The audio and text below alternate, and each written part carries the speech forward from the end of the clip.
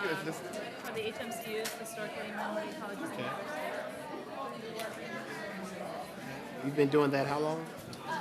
It's fairly new. We started about a year back. Is this a birth out of another nonprofit or Yeah, we are a nonprofit. okay through United Way or just on your own? On our own, yeah, we're a nonprofit. We do business development. We have a women's business center to kind of help women design business plans for companies, minority-owned business, Okay. where we do business plans and we do consulting. We do technical assistance for people. So we do quite a bit from the office in Durham. So you're the owner of the company or? We're not. I've been there about 2 months. Okay. I'm fairly new. I'm with the Education and Training Department. Okay. So most of my projects are with college campuses. Okay. We've done like Fayetteville State, Shaw University, Duke. We've done it here and there with smaller groups at Duke, but not a big group like this. Okay. Wow. Is that your background? I worked for a credit card bank for 10 years. Okay. And so I was trying to sell people on credit cards and get them into debt and tell them how wonderful it was. So it's nice to be on the other side. And Yeah. Now you're probably gonna end up helping people who you hurt. my husband says I've gone from the evil side to the good side. Yeah.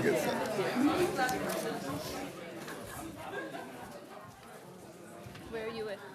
Morgan Stanley Okay. in Winston-Salem.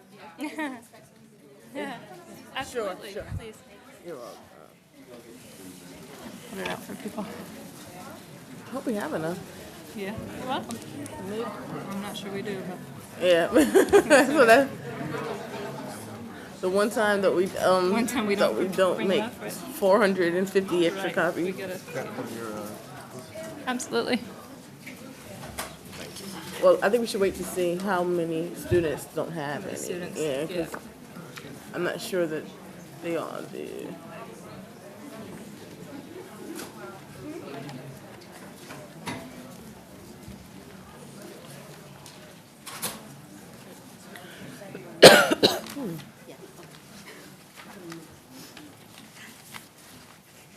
Okay, hi everybody, good afternoon. Thank you so much for coming. We're really excited to do this event. And as I'm sure if you've seen the advertisements, you know why we're doing them. My name is Aisha Gale. I'm a second-year law student here at Duke. And this is my co-moderator, Marissa Dart, and she's also a second-year student. And the reason why we wanted to do this, I don't know if this is, yeah.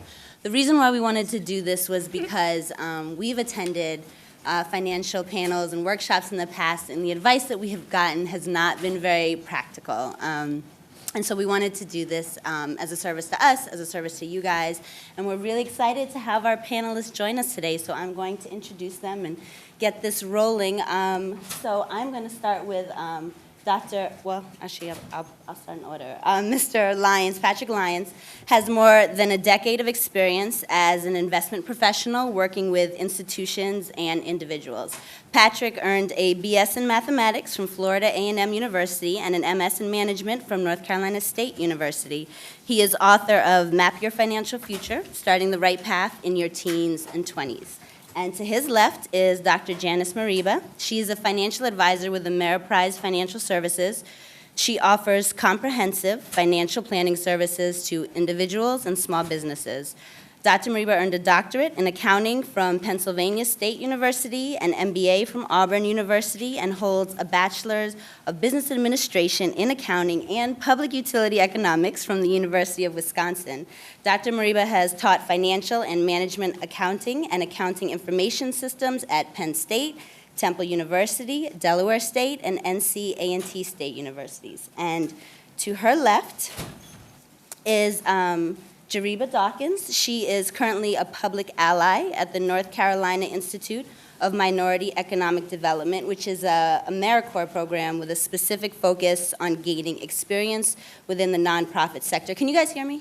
Can everybody hear me? Yeah, okay. To her left is Miss Alyssa Mako. Did I say that right? Alyssa. Okay, Alyssa Mako. She is a credit analyst at the North Carolina Institute of Minority Economic Development. She has a bachelor's degree in business administration from Wittenberg University, and Alyssa has worked for MBNA America Bank and has over 10 years of experience in the credit card industry. And to her left is Mr. Lydell Thompson. He is a financial advisor with Wachovia Securities and holds a certified financial planner practitioner designation. He has been employed with Wachovia for over 10 years. He's earned his BA in economics from Wake Forest and currently serves on the graduate advisory board at Winston-Salem State. And last but not least, to his left is Chris Leak, who joined Morgan Stanley after 14 years in the banking industry. With over $200 million in assets, Chris, along with his team at Morgan Stanley, focus primarily on retirees, high net worth individuals, and athletes.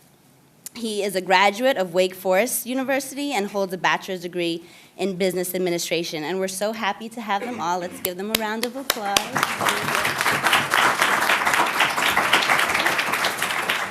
So Marissa is going to, again, start this with a few questions, and then we know you guys, I'm sure, have tons of questions, so we're going to open it up to you.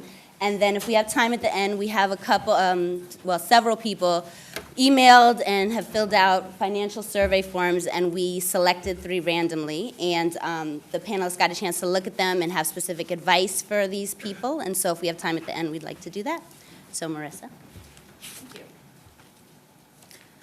So we compiled a list of a few questions just ahead of time that it seemed like everyone was really interested in knowing mostly about from each of the panelists. So if we could maybe just go down the line quickly and answer these questions to the best of your ability, or if you have a specific specialty in one of the areas, you can feel free to tackle it as you wish.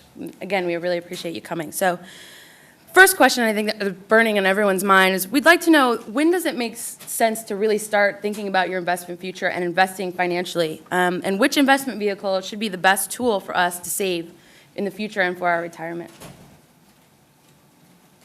Well, I believe that you should get started now. I think the problem with so many people is that they decide they want to wait until they pay their debts off. And even if you have a lot of debt, it's still, if you can just squirrel away a little amount to start off, it will help you in the future.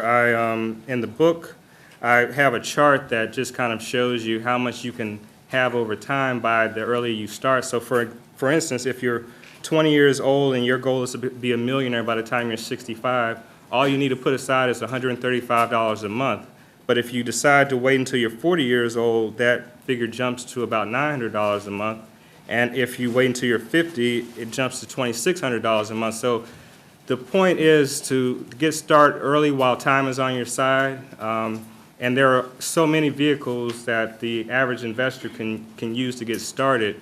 You can use mutual funds. Some of those have high minimums, but if it has a minimum that is out of your range, you can also look at exchange-traded funds, which you buy like a stock. So if the exchange-traded fund, they have one for the S&P 500, which is a benchmark for that a lot of people use for the stock market. You can buy one share of that, and you get the same exposure as you would investing in, an index fund, but you can do it at a lot smaller increments. So that's what I would suggest as far as the average investor getting started. And there are so many firms now that also will allow you to open a brokerage account with smaller minimums. For instance, Share Builder, you don't have to have a minimum, so you can get started with $5 if that's all you have to get started. And then there are companies like Scottrade that have $500 minimums. So there are so many resources on the internet that can also help you as well. MSN Money Central is a good website to give you information. Yahoo Finance, and I guess with that I'll pass it on to the other panelists. I'll just say this. The old adage is pay yourself first. And I think that's what, and I would agree with what Patrick said about people thinking that they need to pay their debts off first. A lot of times they say that, but then they never pay all their debts off, so they never get started. So pay yourself first and start now while you can. I'm just going to really just piggyback off of that. One of the things that we find is a lot of students don't know how to save or when to begin saving or whatever the case may be. And we just simply tell them, well, if you're spending $1 a day on a soda, that's $7 a week that you can be saving, $28 a month. So even if you didn't know where to start or what to do, whatever you can save is going to make a difference. Wherever you can start is kind of what we like to tell people to do. Absolutely. And again, as Mr. Lyons was saying, if you start early, even a small amount in increments, it will grow and grow and grow over time. You'll be amazed at how quickly the interest compounds. And about the only additional thing I would add, if when you do start working and the company or firm that you work for, has a 401k plan, go ahead and sign up for it, especially if they're doing a matching contribution, because if they're matching and you're not contributing, that's like giving money away. So definitely make sure that you sign up for your 401k plan or whatever retirement plan they have. I'll pass on everybody's pretty much the same thing, yeah. Okay, thank you. Most of us will be, at some point over the next couple of years, making in excess of a pretty decent amount of money if we go into firm work. For 12 weeks, the average law student makes between $20,000 and $30,000 working at a law firm. And so with that kind of money, and given the debt structure that we have, is it better to put the money that we save from our summer jobs toward minimizing the loans that we take out for the following year, or paying off the interest on our past or current loans, or a mix of the two, or saving it all? What would be your recommendation for taking a chunk of that money and putting it aside? Could I answer that first? Let me ask you all a question. How many of you have student loans? Okay. How many of you have deferred student loans? How many of your deferred student loans are subsidized student loans? If you have a deferred subsidized student loan, who's paying your interest and everything right now? So should you pay it off now? Okay, that's my answer. You answered your own question. If it's not subsidized or deferred, then you have to think about it a little bit differently, but I think the majority of students, when they're in school, have their student loans deferred, and even if the interest is growing, if it's not subsidized, you're going to be accruing interest, which means you're going to be having it added on. That's still something that you want to think about. There is actually such a thing as good debt. And I think I'll leave it at that. The only thing I'll add to that is if you have a number of loans, like more than one, to apply it to the one with the highest interest rate, because you're going to be saving yourself money that way. Because again, the same way with saving, you're kind of saving a little bit, day by day goes a long way when you're having compound interest. Same exact thing goes with debt. When you have the higher interest rates on the loans, they accumulate interest that much more quicker. Especially those credit cards, so I would attack those credit cards first with those higher interest rates. Okay, thank you. Speaking of credit cards, how do we as students who don't necessarily always feel like we have the strongest amount of bargaining power given our financial situation, how do we convince our credit card companies to lower our interest payments? Well, I think, first of all, you have to establish yourself as a good paying customer. I would say, make sure that you're paying your bill on time and that you've at least done it for the past 12 months. Then, one tactic that I've used is just I've kind of threatened them. I'm just like, if you don't lower my interest rate, I'm going to switch to this company who's offered me this better rate. So, but you can't really do that if you don't have good credit, management skills. Another thing that you also want to make sure is that you're not using excessive credit. A lot of the credit scoring systems will lower your score if you are, I think it's above 40% of your debt load, of your credit limit. So if you have a $1,000 credit limit and you've over $400, that's going to lower your credit score, because the credit companies feel that you will eventually take that debt higher, and that eventually you're going to be maxing out your credit. So you don't have a lot of leverage if you're in a situation where you're excessively using credit. So that would be, my suggestions. They actually ran a study, when I was working with the credit card bank, they ran a study of the two industries that had the least amount of customer affiliation or customer loyalty, if you would stay with one particular company, were credit cards first and then cell phones second. So those are the two companies that consumers have the ability to kind of jump around, and you don't have to stay with the same company for a very long time. So I would echo that. Keep your account in good standing and be a good customer for them, and then call them and say, hey, look, Citibank offered me this at 0% for so many months, or I'm getting offers left and right pre-approved, and can you be competitive? And talk to them, because they certainly don't want to lose your business if you've been a good customer and earning interest for them. And one thing I'll also add is that a benefit for college students is that your interest rate your default interest rates are even usually lower than for the adults. And even though the requirements for you to have a card are lowered, you may not have to validate or should authenticate that you have any kind of income. They do generally start you guys off with lower rates, but those are introductory rates. So keeping that a good standing, again, piggybacking on that, is really the key to being able to put yourself in that position to negotiate having lower interest rates. And one thing to keep in mind, what some of the credit card companies do, if you make one late payment, they automatically take you up to the maximum finance charge, which can be as high as 30%. So that's, even if you make a late payment to another bill, to a student loan, to a car loan, you were out of town on vacation, what have you, if you make one late payment to Citibank, Discover can say, she's falling late, so let's increase the interest rate to the default. And that also works with other creditors as well. So like, say you're late with your car payment, that the same can happen. It's called universal default, but they can increase you to the maximum rate. So it's important to read the fine print when you're signing up for these credit cards and make sure you understand what you're signing up for. What we generally say is the big print giveth and the small print taketh away. So if you, what the big 0% small introductory for the first 6 months. So just kind of make sure that you are like, and this is law school, so I would hope, it's law students, I would hope that you are carefully reading in detail everything that the small print is saying. So I think the interesting thing is, going back to what Patrick said, is make sure when you have credit card debt that you're not maxing your cards out, because that's going to definitely adversely affect you. You shouldn't have a lot of credit cards. But most importantly, back to your question, I think if you're making $20,000, $30,000 a year, again, look and see what interest rates are the highest, pay that off. But the key for me, start investing early. The earlier you start, the wealthier you're going to become. And also with making the payments timely, trying to make sure that you're paying above the minimum balance, because the minimum payment, is basically setting you up to continue to pay that bill, and you'll be paying off that bill forever if you are only making a minimum payment. So making sure that you're paying excessive of whatever your minimum payment is. Thank you.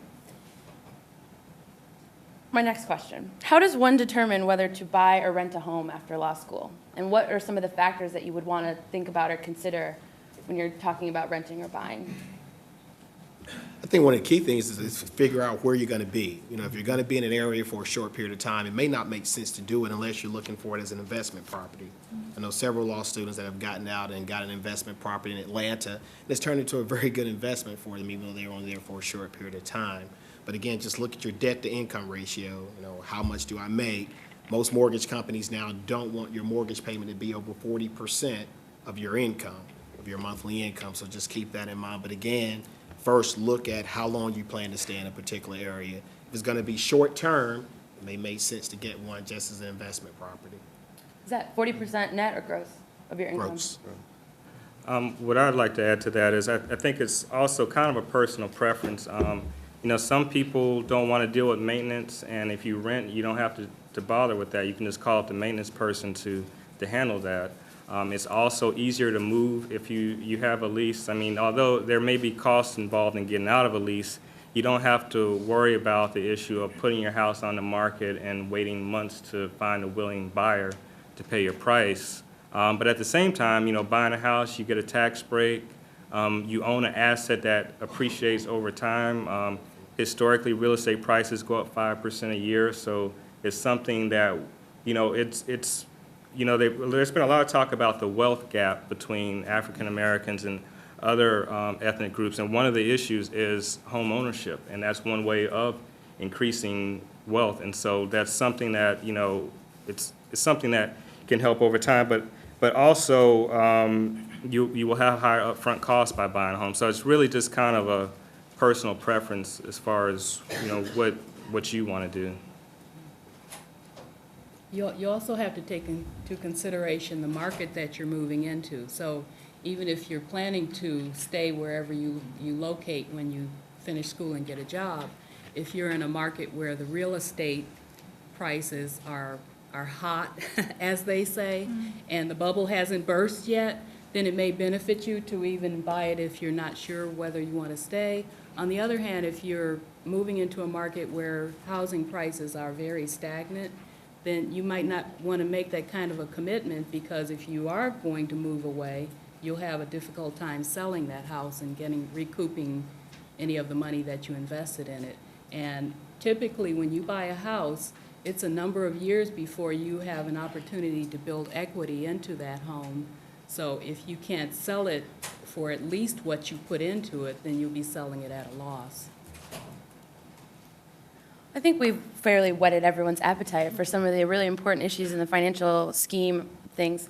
I'd like to give the panelists each an opportunity to talk a little bit about their specialty and why specifically, your expertise really helps each of us out.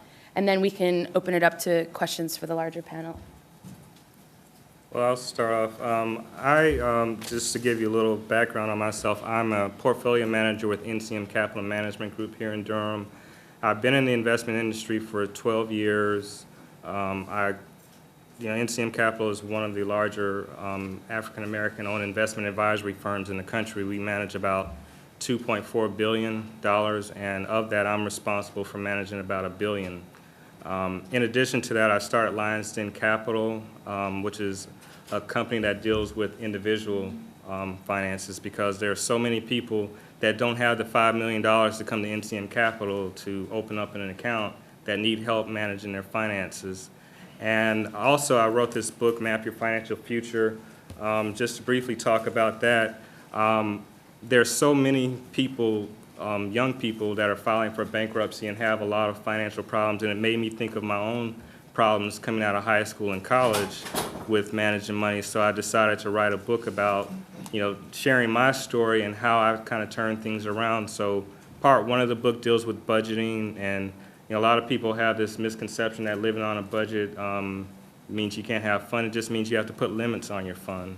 I talk about credit, a lot of the pitfalls that exist out there, because we've talked about credit card bills and things like that, but there are also other types of predatory lenders like payday loans, auto title loans that so many people become victims of. And then I also get into ways of increasing your earnings potential, starting your own business, buying big ticket items like cars and houses. And then the last part deals with investing, which is my background. So I spend a few chapters trying to talk about investing in a way that's easy for the everyday investor to understand. Let me just start my comments by making a statement. And the statement is this: a goal without a plan is a dream. And the reason I start off by telling you that is that all of you came to Duke because you had a dream. You had a dream of coming to Duke Law or Duke Medical School, or I'm not sure where all of you are studying, but you all had a dream. You had a dream to come to a place. But in order to convert that dream to a goal, you had to develop a plan. And your plan may have started when you were a kid. You may have been wanting to come to Duke for your entire life. So your plan may have been to be a good student all of your life.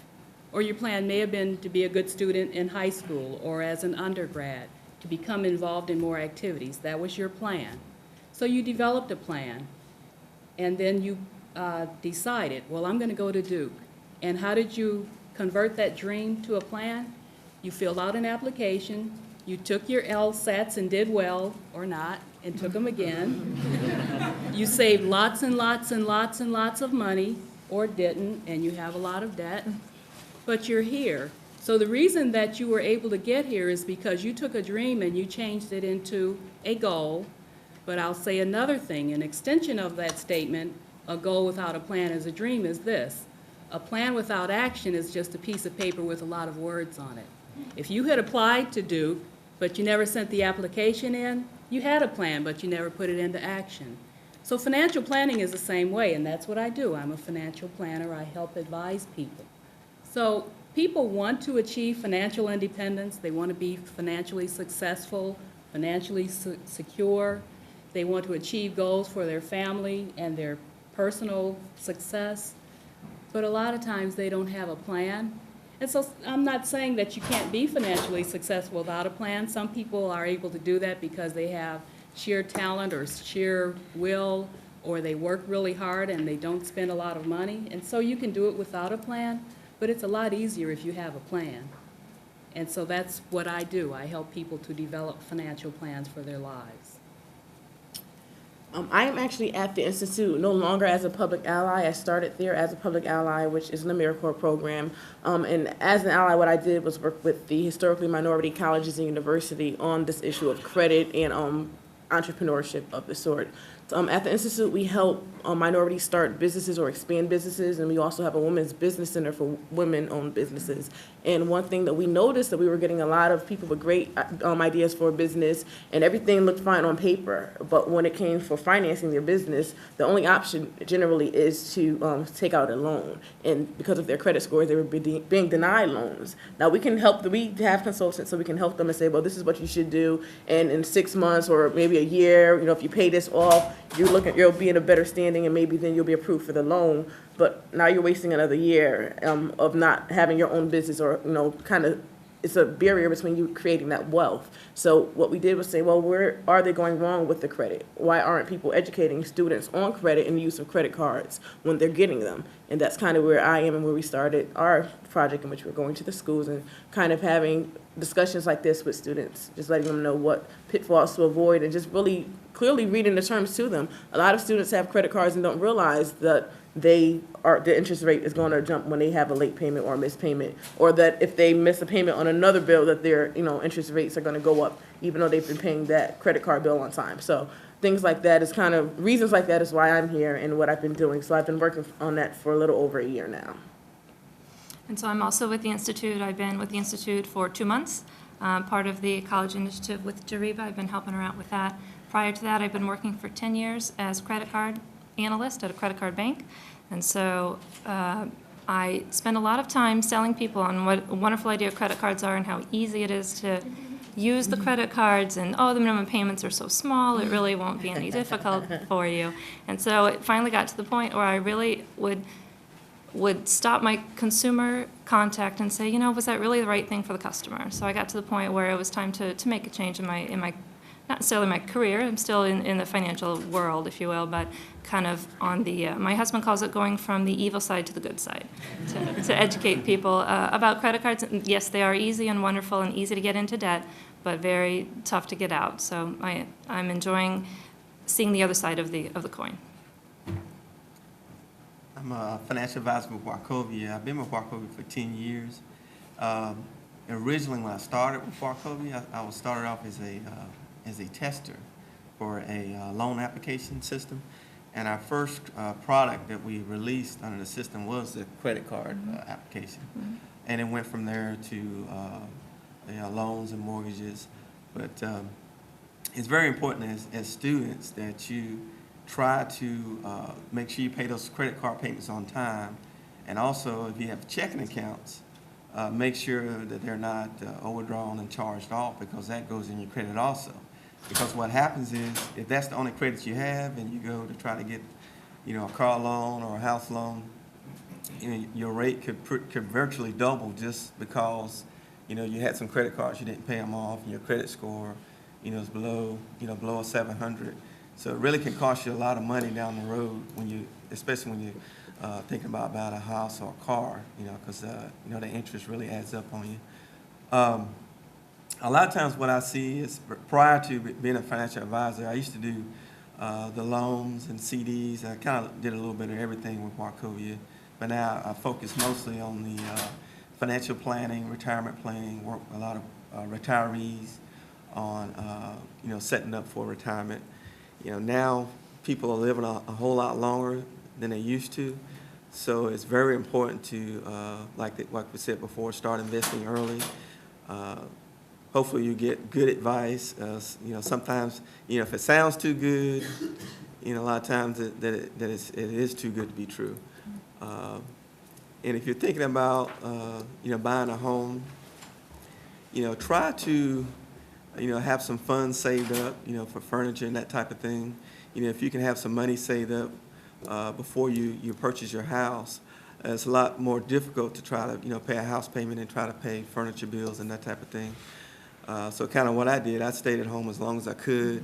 I saved up money through CDs and things like that. And so when I moved to my house, I had money to buy furniture and stuff like that with cash. So I didn't have to, use a credit card to try to buy furniture and things like that.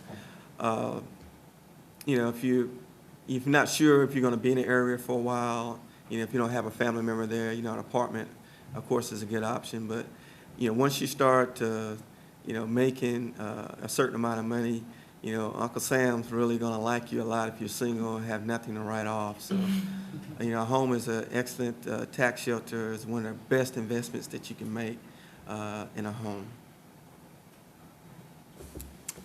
Let me ask the question, how many people in this room expect to make at least $100,000 a year?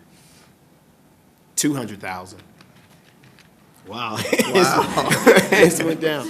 You know, and I guess I started that because as a financial advisor at Morgan Stanley, I historically have worked with retirees, people that have to spend the rest of their life and they've accumulated a great sum of money in their 401k. Through that venture, I started working with athletes because I noticed a similarity that athletes have to plan for retirement, but they have a shorter time frame to do it. So if you kind of look at similarities between athletes, young people, you kind of start seeing we all are reaching for the same goal. That's the one day to stop working. So if you plan on making $100,000 a year during your career, you retire, how much money are you going to need to have saved to generate that same $100,000 in retirement? Those are the kind of things you have to think about. You know, really, you need $2 million saved up, just taking 5% off in order to generate that same $100,000. And that's easy to do. You know, what happens when you get out, you start living like the Joneses. The more income you make, the bigger the house, the bigger the car, the bigger the watch, you know, the bigger the brand. I mean, everything becomes bigger, bigger, and bigger. And normally the only savings that you do is through your retirement plan. So if I can just get young people to understand at an early age, if you just start saving at 18 years of age, $3,000 a year, and you do that for 5 years, and you don't save anything else, at 65 at 11% rate of return, and I'm inflating that, that's $1.8 million. That's $15,000, $3,000 a year from 18 to 22, and you have $1.8 million. Those numbers become powerful. Albert Einstein said that compounded interest is the 8th wonder of the world. That means a lot. So if somebody just walks out here today saying, I'm determined to save $100 a month, $200 a month, $300 a month, when you're 40 and 50, you'll look back and say, man, that was the best thing I heard from that panel.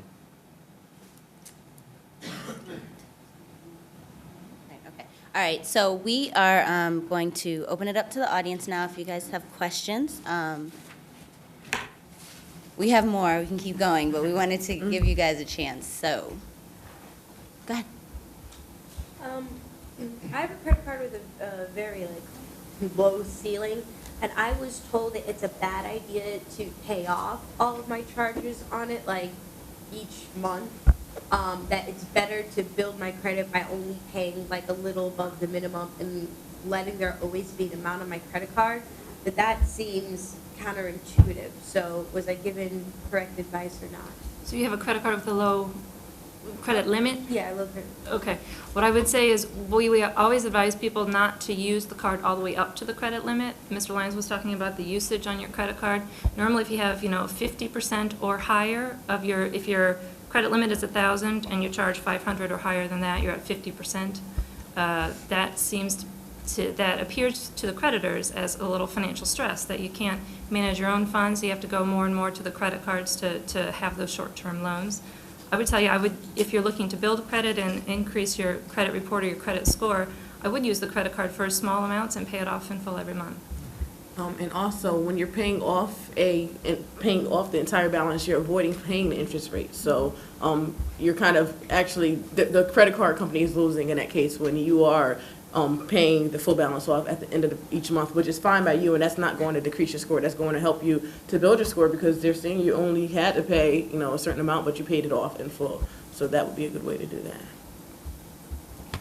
Just building on her question, when you're ready to pay off your credit card debt completely, is it correct that you shouldn't close the account? You should keep it open? I would keep 1 or 2 credit cards for emergencies that you want to keep using in the future. I would close the majority of them. There's no need to walk around with 8 or 10 credit cards in your purse and your wallet at any particular time. When you talk about closing credit cards, it's great to cut them with the scissors, but that's not going to close it. You want to call them or write them a letter saying, please show it closed. And what they will do, you want to suggest to them or request from them that they list it closed at the customer's request. So that'll be how it shows on your credit report. So it doesn't look as if the bank closed it down. But just one thing I'd like to add to that is that closing too many credit accounts, I mean, if you don't have any balances on them, it's sometimes good to leave maybe one or two open, but don't close them all because that will affect your credit score. Say you have $10,000 a balance on credit cards and you have about $30,000 available. If you close, say, $10,000 worth of accounts that you have, and now you have $10,000, but you have $20,000 available, that's 50% of your debt load. So that's going to decrease your credit scores. And I'll tell you also on the score, you know, a big portion of your score is how long have you had credit card accounts. So if you have one card that you've had for 10 years and you've always paid it well and you've kept it in great standing, you know, if you're in good shape with that card, I would keep that card open and close the more recent ones. 15% of your score actually is determined by the length of credit card history. So we do usually advise if you know, specifically if you have a few cards to keep that open. If once you have there's no more balance because it's going to look favorable to you every month. And also when you are closing accounts, make sure you read again the fine print, the terms and conditions, because some cards require you to carry a balance or they require you to use the card monthly or else there's a fee or there's an annual fee. So you don't want to keep a card that you're not going to use open if you have to pay $150 each year. And just to give you some more percentages, to make up the score, 35% is your payment history, and that's whether you've been paying on time and paying at least the minimum due. 30% is the amounts used, and that's when we go with the 50%, well, under 50% usage. 15% is the length of credit history. 10% is the types of accounts you have, whether it's an installment account, student loans, mortgage, real estate account, which is your mortgages, and things like that. They also have a medical account, and revolving account is your credit cards. And the other 10% is the inquiry. So every time you apply for credit, that also goes on your credit report as an inquiry, and they like to see you keeping those to a minimum, because if you're applying for credit everywhere, it shows and it looks like you're desperate for credit. Can you talk briefly about what the average credit score is and what's a low score and what's a high score? I mean, you're mentioning a lot about scores. The average is between 700 and like 750 or something like that is what the national, not average, but there's more people within that percentage. Maybe 29% of, or something to the effect of the United States population is within that segment. Which it definitely differs when you do it by race, because some races, minorities they usually have lower scores, but generally speaking, that's about it. When you talk about balance, you talk about the length of time that you've had the card, things like that, when you're trying to decide which spot you might close off, is all that stuff included on your credit report, the usual credit report, and you Yes. find that information out. Yes. In fact, I suggest that you obtain a copy of your credit report to review it, make sure there's no errors listed, make sure everything is accurate for you. You will see the name of the creditor that you have, the credit limit that they've offered to you, the balance that you carry on it, and your payment status, whether it's been consistently up to date or whether it's fallen late. And page, it doesn't have a page number, but inside, page 6, I'm sorry. Page 6 of the blue book has a form. It's a form that you can make a copy of and send it in to get a free copy of your credit report. Or I know we're all I'm a computer science major, so I know the annualcreditreport.com makes it that much easier if you would rather do it online. Yeah. I have two questions. First of all, what is a really good credit score? Like maybe the best or just a really good range? And then also, if you overdraw your checking account, but you pay it off like the next day, you can fix it the next day, does that go on your credit report? Because I talked to Wachovia and they said something about if you pay it within a month or something like that, there's some sort of time limit, and then it doesn't affect your credit card if you're under the time limit. I mean, your credit report. So different banks may have different policies on that. It sounds like with Wachovia, maybe you have 30 days, almost like if you overdraw or you use a charge card, you have 30 days to pay it off, or you have 30 days to keep it current with payment before it reports. So it sounds as if Wachovia gives you that 30-day grace period, if you will, to pay that back. But my guess is that every bank would be a little bit different how they handle that. As far as what's a good credit score? 620 and above, I guess, is what we call, that's where you get the prime lending. When you get a 619 and below, you have subprime lenders, and that's when you're more subject to predatory loan offers. Also with that, there are 3 different credit reports, as we may know, and they are 3 separate for-profit companies. So your score on Equifax will more than likely not be your score on, on any of the other 2. It's Equifax, TransUnion, and Experian. And you will have probably 3 different credit scores, which is why it is a good idea to pull your report, because if there's any accurate information that's causing you to be, let's say, a 618 on one report and the other one is like a 625, you can be denied credit from that other report, or have to pay heftier deposits or whatever of the sort, more money out of your pocket. No, I'm fine. Okay. Just to also touch on that second question about the overdraft, you have to be careful. I mean, I'm not sure that it's going to be reported on your credit report, but a lot of banks have started what they call overdraft loans, where if you overdraw your account, they'll pick up the tab, but what they do is they give you a line of credit. So they're charging you a fee for that bounced check for maybe $30, plus they're charging you interest on that overdraft loan until you pay it back. So it's just, important to make sure that you don't overdraw your account. So if you have a debit card, it's best to probably use it as a debit as opposed to using it as a credit, because sometimes those credit transactions are processed 2 or 3 days later, and you might not realize that you have less money in your account than what you really do. So.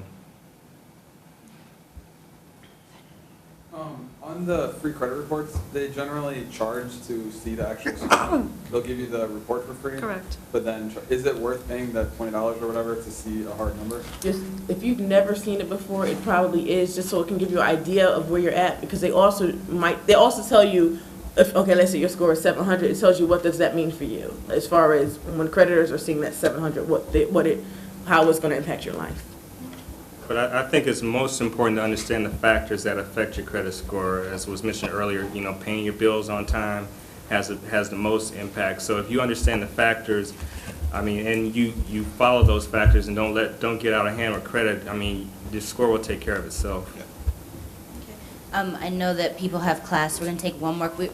I guess we have you guys for a little bit, and we're going to get them lunch, and people can stay after. But we're going to have time for one more question. So can I just add one thing too?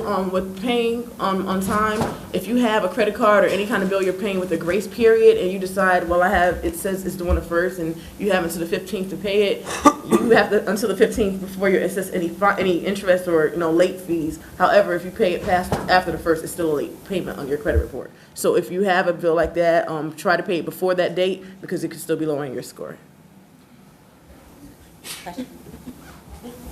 What do you do if there's an error on your credit report?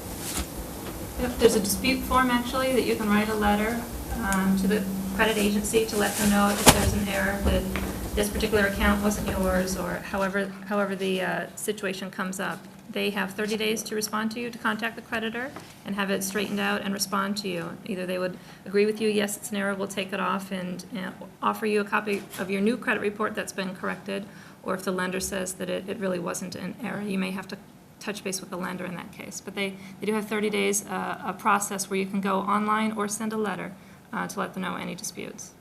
And in that book, there's page 8 is like a template for you. If you had found an error on your report and didn't know how to start a letter, it's a template for you.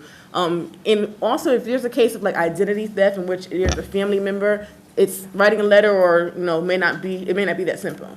For certain circumstances, you might have to actually include a letter with your credit report, in which every time a creditor pulls your report to review for your credit, it does have the letter basically saying, a word from you telling you why I don't agree with these charges, and they won't take it off, but this is, wasn't my account, it was open fraudulently, or whatever the case may be. So Yeah, there are a lot of They options. call it consumer statement. You can draft a paragraph, I believe it's 25 to 30 words of your own words. So every time someone looks at your credit report, say, hey, the account with Citibank was under dispute, or my card was taken, and what the situation was. So anyone who looks at your account, now it won't necessarily help your score. So if it's a computer model that reads only scores, that won't necessarily help. But if it's a human person that looks at your credit report to decide on a car loan, a credit card, what have you, they can see that statement that you placed there. Okay, great. And just to also add to that there are some people who have accurate information on their credit reports and still want to dispute it, and they hire these credit repair agencies to do it. I just suggest don't waste your money. As these ladies explained, you can do this stuff on your own without having to pay anybody. So. And it's fraud for a company to say that they can remove something from your credit report, because they can't. I mean, they're going to do the same things that you would do. They would write a letter disputing the bill, and if it's, if they get a response back saying that it's an accurate bill, it's going to stay on there anyway, so don't waste your money on these credit repair scams. Okay, great. So those who can stay are more than welcome to stay. Those who have to go to class, I just want to make sure everybody knows that Patrick Lyons has some copies of his book, Map Your Financial Future, down here for sale. And I'd like to give our panelists a round of applause.